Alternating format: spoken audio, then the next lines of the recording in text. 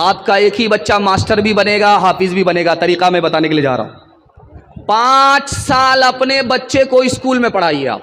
5 سال. جب اسکول میں 5 سال پڑھ لے اس کو اسکول سے نکالیے، 3 سال کے لیے مدرسے میں داخل کر دیجیے آپ. 3 سال میں آپ کا بچہ حافظ بن جائے گا. اور جانتے ہیں اس کا دماغ کتنا تیز ہوگا؟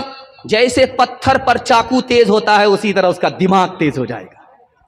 اور جو 3 سال کا گیپ ہوا ہے اسکول کا، آپ اپنے بچے کو ٹیوشن پڑھائیے، وہ سارے بچے کو پیچھے چھوڑ دے گا، سب سے آگے نکل جائے گا. رڑکی کا حافظ قرآن پورے ہندوستان کے بچے کو پیچھے چھوڑ دیا، سب سے آگے نکل گیا.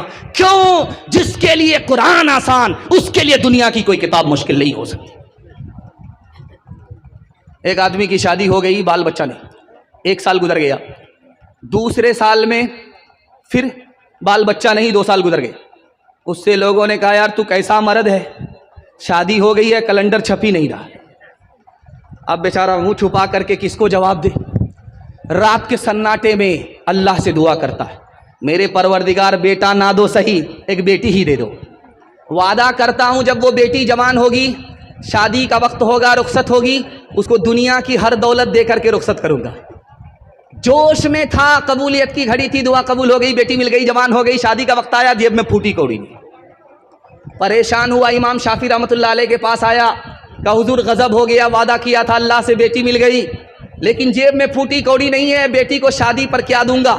کرے گھبراتا کیوں ہے؟ دنیا کی سب سے بڑی دولت تمہارے پاس ابھی بھی موجود ہے. کہا حضور روپیہ پیسہ نہیں ہے، سونا چاندی نہیں ہے، زمین مکان نہیں ہے.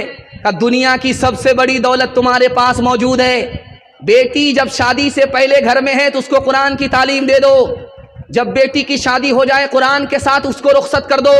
دنیا کی کوئی دولت قرآن کے مقابلے میں نہیں آ سکتی. یہ دیکھ رہے ہیں لائٹ ہے، جنریٹر کہیں چل رہا ہوگا، اس میں ڈیزل ڈال دیا، اب ڈیزل سے سپلائی یہاں تک آئی ہے، روشنی آپ کو مل رہی ہے. یہ پنکھا بھی چل رہا ہے جنریٹر کی سپلائی کی وجہ سے، لیکن جنریٹر کا تیل جیسے ختم ہوگا، پاور ہاؤس سے لائٹ جیسے جائے گی یہ پنکھا بند ہو جائے گا، یہ لائٹ ختم ہو جائے گی. ٹھیک مدرسے میں پڑھائی ہو رہی ہے، بچے مغرب کے بعد پڑھنے کے لیے بیٹھے، جھوم جھوم کر کے قرآن پڑھ رہے تھے، پنکھا چل رہا تھا، اچانک میں لائٹ چلی گئی. استاذ ہاتھ کا پنکھا، تاڑ کا پنکھا لے کر کے بچوں کو جھیل رہا ہے، بچے جھوم جھوم کر کے قرآن پڑھ رہے ہیں، بچے کو قرآن پڑھنے میں مزہ آ رہا، استاذ کو پنکھا جھیلنے میں مزہ آ رہا. اب یہ حیرت دیکھ کر کے ایک نواب صاحب کو بڑی حیرت ہوئی، اس نے 10,000 سونے کے سکے استاذ کو انعام میں دے دیا. مبارک ہو، قرآن سے تعلق ہو تو ایسا تعلق ہو. لائٹ چلی جائے بچے جھوم جھوم کر کے پڑھیں، لائٹ چلی جائے استاذ ہاتھ کا پنکھا جھیلے مزہ لے کر کے. واہ رے استاذ، واہ رے شاگرد، قرآن سے تعلق. 10,000 سکے جب مل گئے استاذ کو تو استاذ 1 نمبر کا دنیا دار تھا.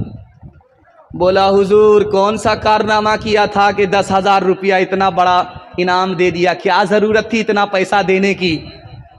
تو نواب صاحب نے کہا کہ استاذ صاحب میرے مدرسے سے باہر نکل جاؤ، کل سے مدرسے میں نظر مت آنا، تم قرآن مت پڑھانا، تم تو 1 نمبر کے دنیا دار ہو. 10,000 سکے کو تم قرآن کے مقابلے میں بہت بڑی دولت سمجھتے ہو. ارے پوری دنیا کی دولت مل جائے قرآن کے مقابلے میں کچھ نہیں ہے.